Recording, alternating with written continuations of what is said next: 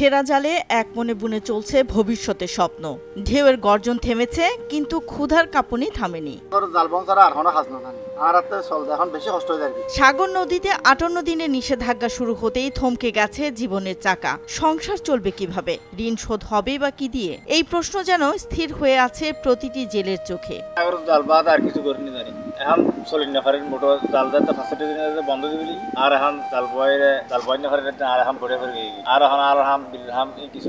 চট্টগ্রামের বাঁশখালী উপজেলায় নিবন্ধিত জেলে রয়েছেন প্রায় ১৫,০০০-এর বেশি। মাছ ধরা তাদের একমাত্র জীবিকা। নিষেধাজ্ঞার এই সময়টাতে কাজ নেই, আয় নেই, আশ্রয় শুধু সরকারি অনুদান। কিন্তু বাস্তবতা হলো নিবন্ধিত হয়েও সেই অনুদান পান না তারা। কেউ পান চাল, কেউ বা কিছুই পান না।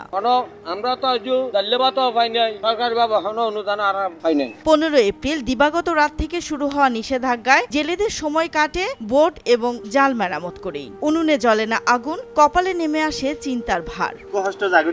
যতন চলে তখন দেওয়া যায়, কাজ না চলিলে মানে চলতে কমে যাবে। আর সরকার যে জেলে ভাতা দিয়ে আর জেলে ভাতা কিনে দেয়, আর জেলে ভাতা কিনে সঠিকভাবে যদি আর সরকার জাস্টিফিকেট করে চাই দিত, যারা সাগরে চুরি করে তারা দিত, যদি এখানে খুশি হইতাম আর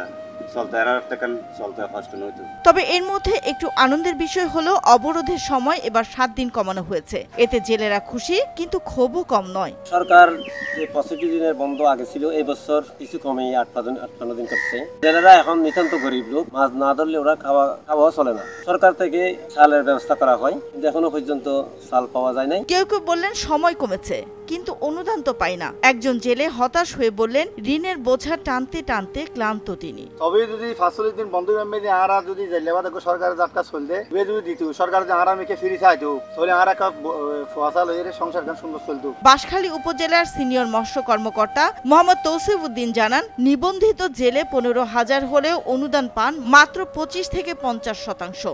সবাই যাতে সহায়তা পান সে বিষয়ে চেষ্টা চলছে। যারা পাচ্ছে না বা কি কারণে পাচ্ছেন, আমি চেষ্টা করছি যেন সবাই জানান। আর এটা চাল না পাওয়া, এটা কারণ হচ্ছে আমার এখানে জেলে হচ্ছে ১৫,০০০, কিন্তু আমাদের চাল আসছে সাধারণত মানে